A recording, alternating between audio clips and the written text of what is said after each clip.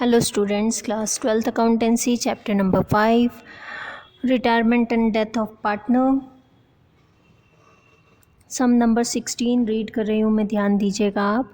सी और डी जो बराबर के साझेदार हैं उनके साझेदारी संलेख में वाक्यांश है कि कोई भी साझेदार 6 माह की लिखित सूचना देकर निम्न शर्तों पर साझेदारी से पृथक हो सकता है।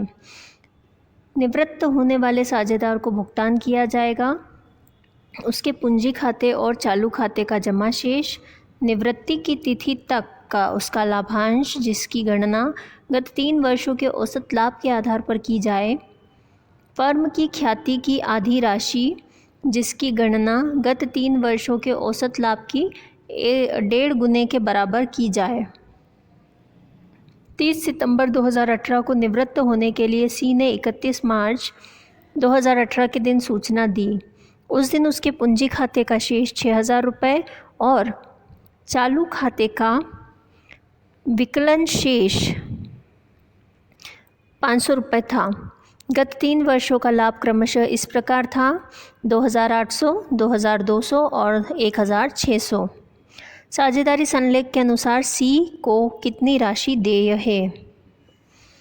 In English, The partnership deed of C and D, who are equal partners, contains a clause that any partner may retire from the firm on the following terms by giving 6 months' notice in writing. The retiring partner shall be paid: A. The amount standing of the credit of his capital account and current account. B. His share of profit to the date of retirement calculated on the basis of the average profit of the 3 preceding completed years. C. Half the amount of goodwill of the firm calculated at 1.5 times of the average profit of 3 preceding completed years. C gave notice on 31st March 2018 to retire on 30th September 2018 when the balance of his capital was rupees 6,000 and his current account in debit rupees 500. The profits for the 3 preceding completed years were respectively rupees 2,800, rupees 2,200 and rupees 1,600. What amount is due to C in accordance with the partnership agreement? Okay. In this sum, we have provided some informations regarding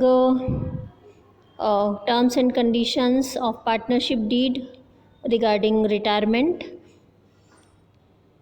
यहाँ सम में हमें main thing जो पूछी है वो है कि सी को पेबल अमाउंट क्या रहेगा।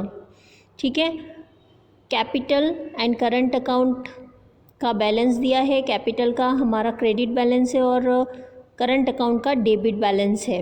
ओके, डेबिट बैलेंस है, दैट मीन्स ये माइनस में जाएगा। ओके, यानी कैपिटल अकाउंट में से ये माइनस होगा, या कैपिटल अकाउंट अगर हम बनाएंगे तो ये डेबिट साइड पे से हम शो करेंगे। देन रिटायरमेंट की डेट तक का प्रॉफिट जो एवरेज 3 इयर्स के एवरेज प्रॉफिट के बेसिस पे कैलकुलेट होगा। गुडविल का अमाउंट कैलकुलेट करना है, वही 3 इयर्स के एवरेज प्रॉफिट के 1.5 टाइम्स के अकॉर्डिंग। ओके, तो ठीक है, हमें फॉर ऑल दिस कैलकुलेशंस हम सबसे पहले तो गुडविल का कैलकुलेशन कर लेते हैं and then share of profit वो भी हमें कैलकुलेट करना होगा। तो चलते हैं कैलकुलेशन की तरफ। कैलकुलेशन ऑफ गुडविल, सबसे पहले गुडविल कैलकुलेट कर लेते हैं हम। हमें गुडविल के कैलकुलेशन के लिए बोला है कि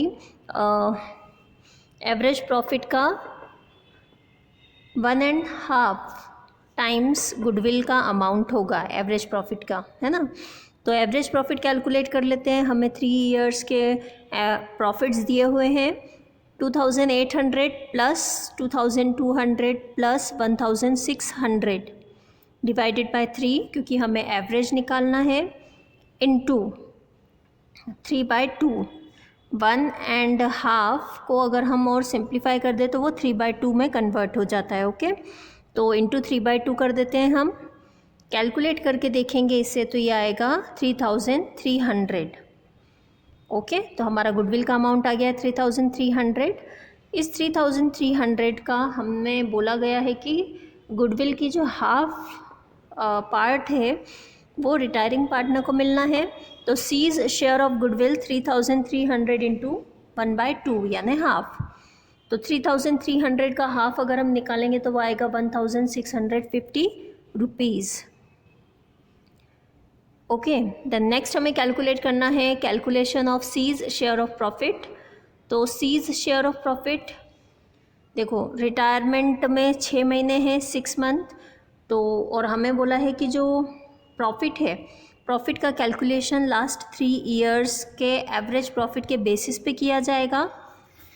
तो लास्ट के 3 ईयर्स का जो एवरेज प्रॉफिट है हम निकाल लेंगे। 2800 प्लस 2200 प्लस 1600 डिवाइडेड बाय 3, ये तो हो जाएगा एवरेज प्रॉफिट का कैलकुलेशन, इनटू 6 मंथ का प्रॉफिट हमें कैलकुलेट करना है यानी 6/12 इनटू सी का पार्ट कितना है इसमें प्रॉफिट में हाफ, तो 1/2। ओके, एक बार वापस बोल रही हूँ मैं, 2800 plus 2200 plus 1600 divided by 3 into 6/12 into 1/2। Calculate करके देखेंगे इसे हम, तो हमारा जो सी का शेयर आएगा प्रॉफिट का वो आ जाएगा 550 रुपीज़। अब आगे देखते हैं हम, ये तो हो गया हमारा